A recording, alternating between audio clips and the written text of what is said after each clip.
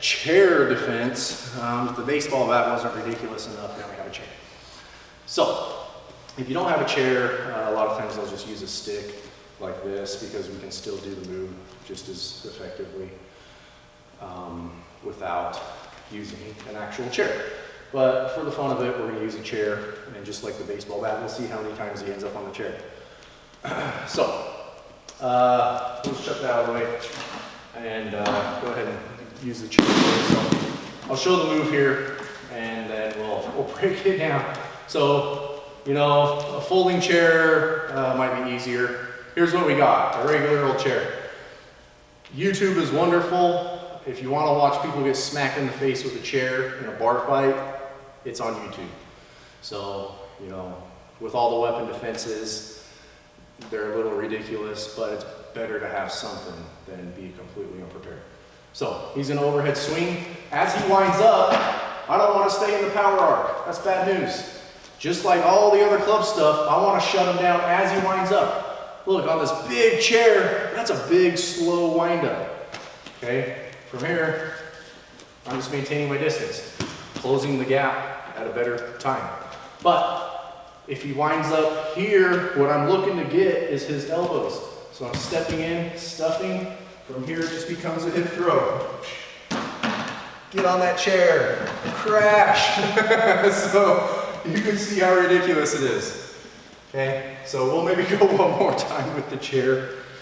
Getting hip thrown on a chair is probably not pleasant. I don't want to find out. This poor guy's got to find out. But we'll go just one more time with the chair, and then just for practical reasons, we'll go without. Okay, so he's wound up. His elbows are pointing at me. This is the ideal time right here to step in, and I'm stuffing the elbows. If I keep his elbows high, he can't swing that chair. Okay, very difficult, if not impossible. Okay, I'm gonna release one arm. We'll move in here in frame. I'm gonna move one arm to the back. This arm keeps this hand high, shooting in. Hip throw. Get wrecked. Okay, awesome. All right, that was fun. So we'll go back to our club here. So we'll go from this angle. Just like all the club defense, closing the gap effectively and at the right time is essential. If I wait till that downswing, it's going to be ugly. Okay? If I can catch his elbows on the upswing, that's ideal. But sometimes if there is a slight downswing, we can go to the wrists as well. So whatever's easier. On the downswing, you can see it's harder to get to the elbows, and then boom, you might still get hit. So there are times that it's ideal to go to the wrists if your timing's a little bit off and he's coming down. It's better to get into the wrist. But just like everything, getting inside, closing the gap, not just with my hands, but with my entire body is key. Because now if that drops, I'm not in the way of it. So, he winds up. If I'm close enough, I can get the elbows.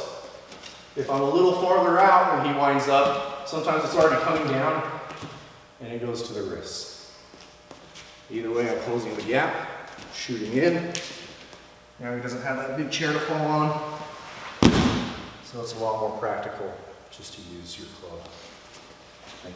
One more time. Oh no, it was a little late, so I went to the wrists. Step in, proper hip throw. Oh.